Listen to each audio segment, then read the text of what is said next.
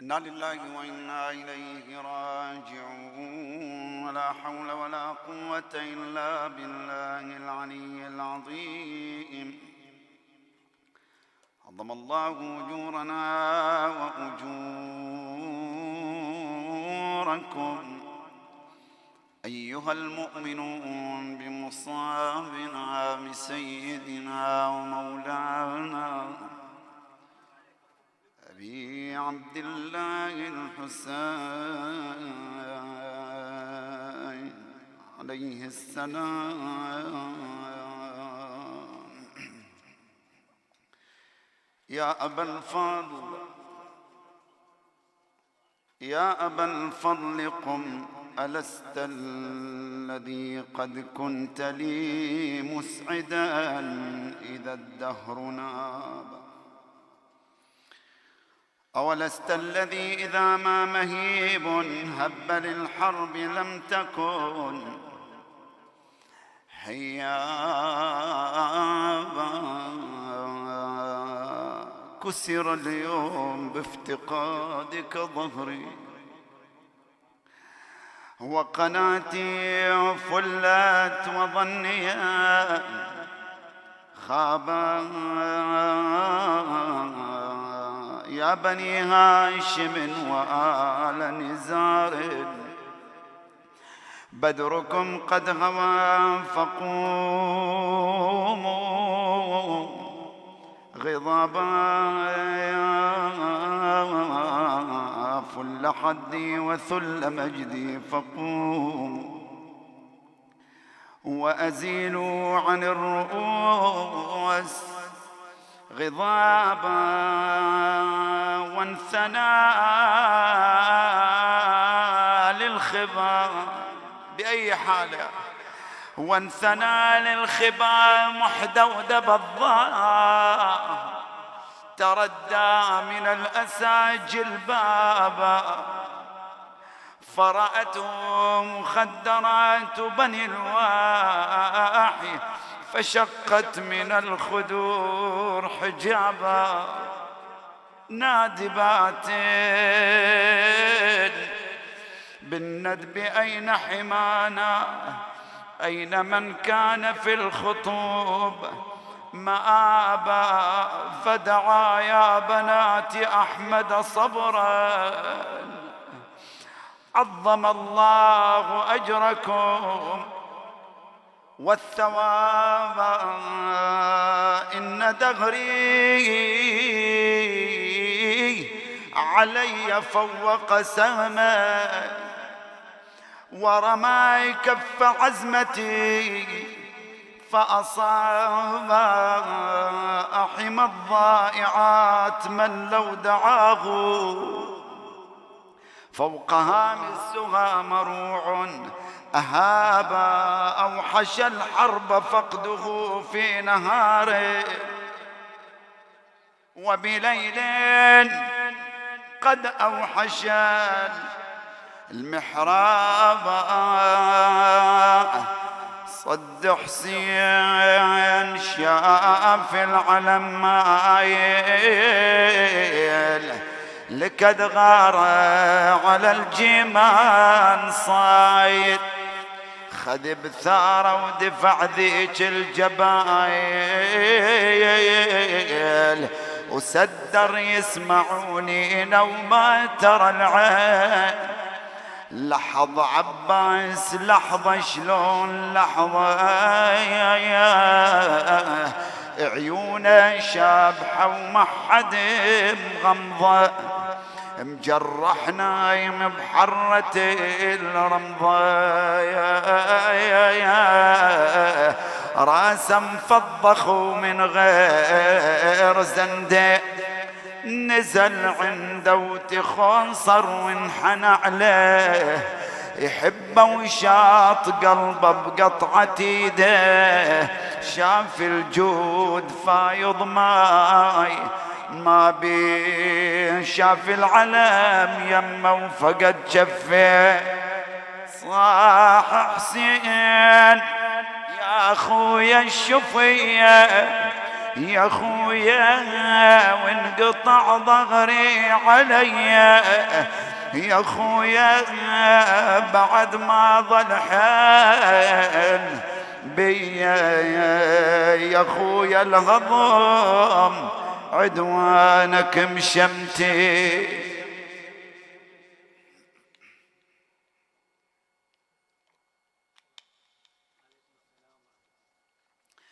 عظم الله أجوركم أيها المؤمنون السامعون، أحسن الله لكم العزاء بمصابنا بسيدنا ومولانا أبي الفضل العباس عليه السلام.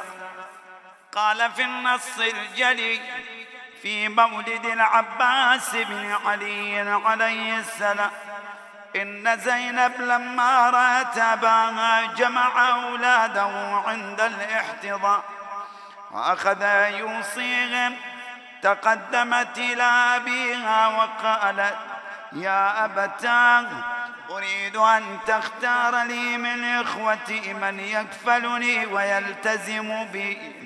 فقال: بني هؤلاء إخوتك فاختاري من تريدين، هذا الحسن وهذا الحسين.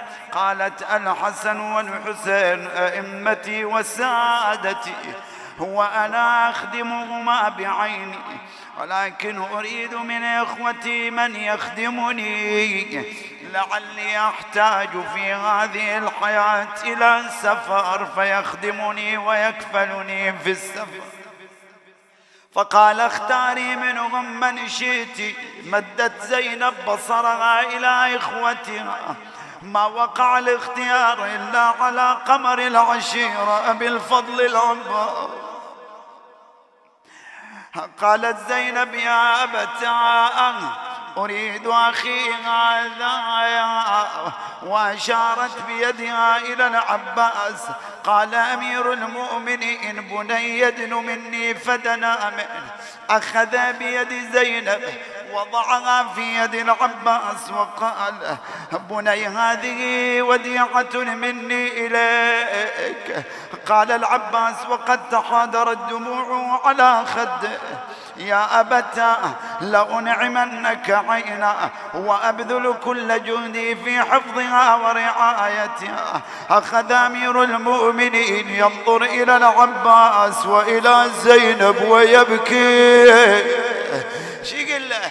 يقول له: عندي يا أبو فاضل وصية من تصل الأرض الغاضري، زينب ترى بشيمتك هي، لما سمع دق صدر الشفي، بويا وحياتهم هالزكية، سد والله صير لها وتجية، واللي يوصل حدود الثنية بيدي لو استن المنية، ويا اختي يا الهاشمي حدي القاطعة هاي يدي، ولو طحت لا تعتب علي.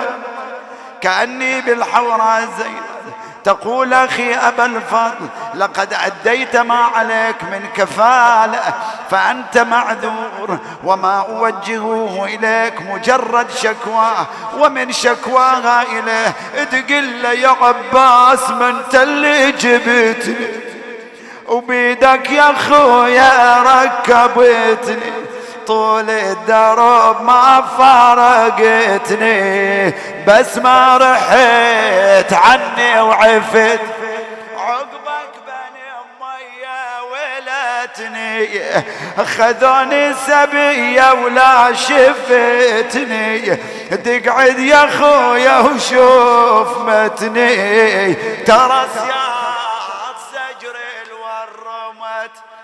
جاوبها يا زينب شبيدي، أخوك الحرب تدرين عيدي ويرهب بيوم الكون ويدي، لو أنا تنوش السيف إيدي ما كان ظل وحده عضيدي، نوح وبواك النوب زيدي وذكري سهم عيني ووريدي.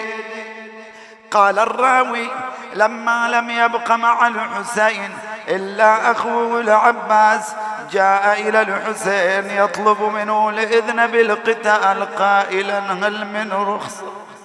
بكى الحسين بكاء شديدا ثم قال يا أخي أنت صاحب لوائي فإذا مضيت تفرق عسكري. فقال العباس قد ضاق صدري وسيمت الحياة وأريد أن أطلب بثأري من هؤلاء المنافقين. قال الحسين إذن أطلب لهؤلاء الأطفال قليلا من الماء.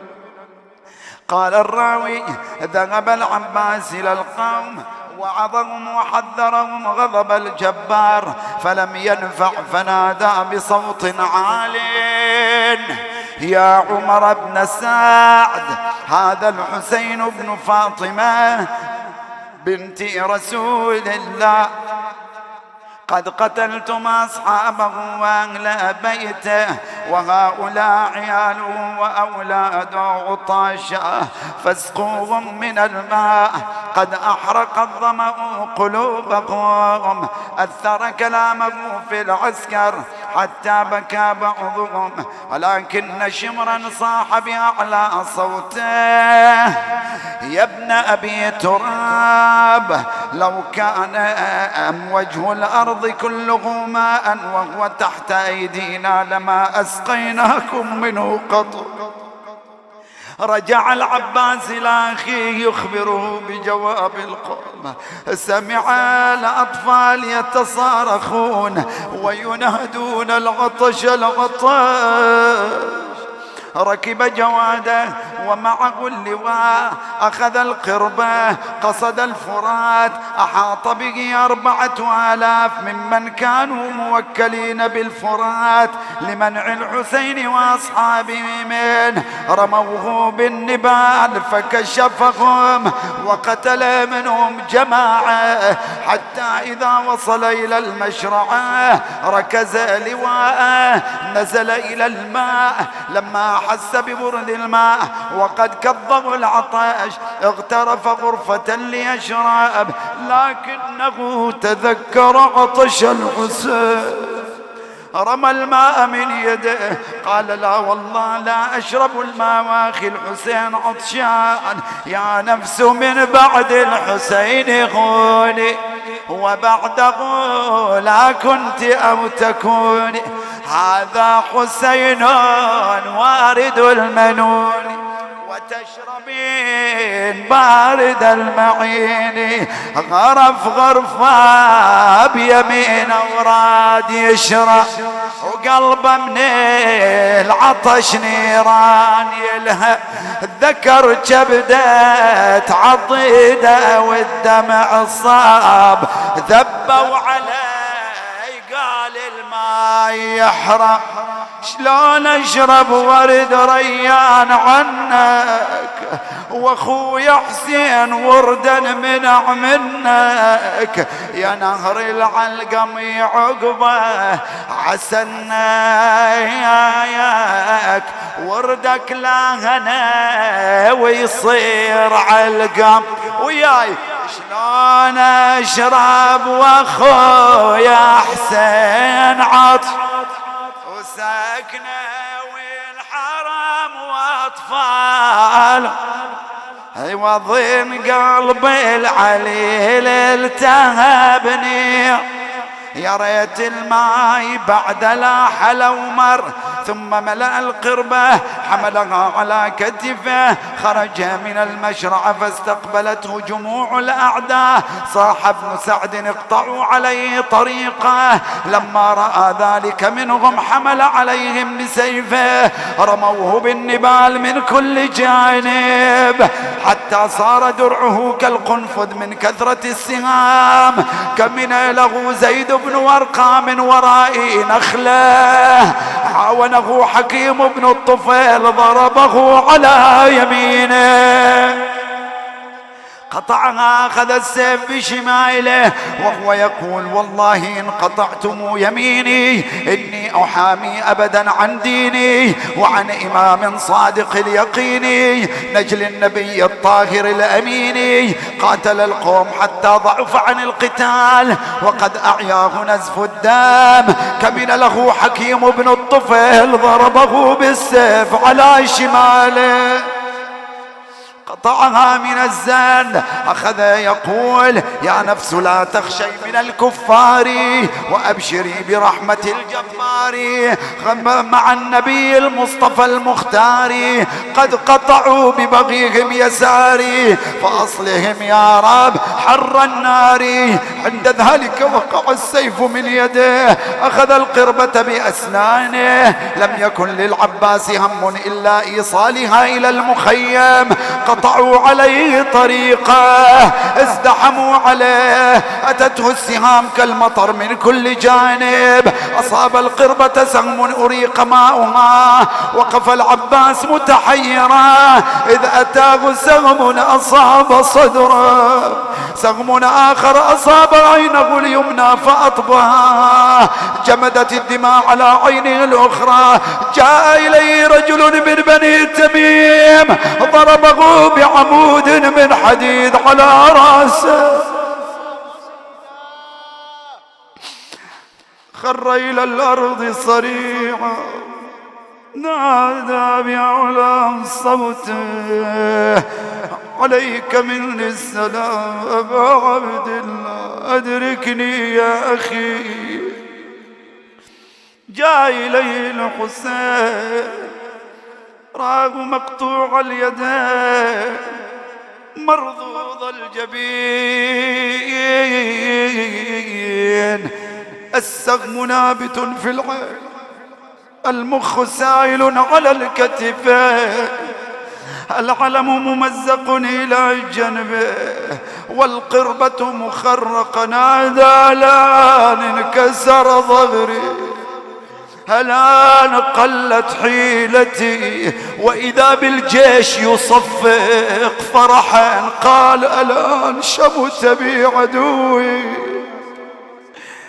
لما وصل الحسين إلى أخيه نزل عنده، أخذ رأسه تركه في حجره، ثم جعل ينظر إلى يديه القطيعتين، رأسه المفلوق بعمود من حديد، جسده الذي تناثر لحمه من ضرب السيوف وطعن الرماح ورمي السهام، وهو يبكي وينادي: وأخاه وعباس. أحس العباس بحركة عند رأسه، ظن أن رجلا من الأعداء يريد حز رأسه. قال: بالله عليك أمهلني حتى يأتي إلي ابن والد. قال الحسين: أنا أخوك، أنا الذي كسرت ظهرك. رفع العباس رأسه ووضعه على التراب، أخذه الحسين ووضعه في حجره، ثم رفع العباس رأسه ووضعه على التراب، فعل ذلك 3 مرات. قال الحسين: أخي عباس، لماذا تصنع هكذا؟ قال: أخي يا نور عيني، كيف لا أصنع هكذا؟ أنت الآن جئتني أخذت برأسي، لكن بعد ساعة من يرفع رأسك عن التراب؟ من يمسح التراب عن وجهي؟ هذه مواساة العباس لأخي الحسين، حط راسه بحضن أوراد الوداع، شاله وترب عباس للقاع، رد حسين شاله بقلب مرتاح، شال ردود للتربان والحال. يا خويا من يغمض لك عيونك وياه اللي يقف يا حسين دونك على فراق يا خويا انخطا لونك وتظل بعدي يا ابو سكينه محيا. يا قله طفح جواده ووقف يمه ودمعه يسيل،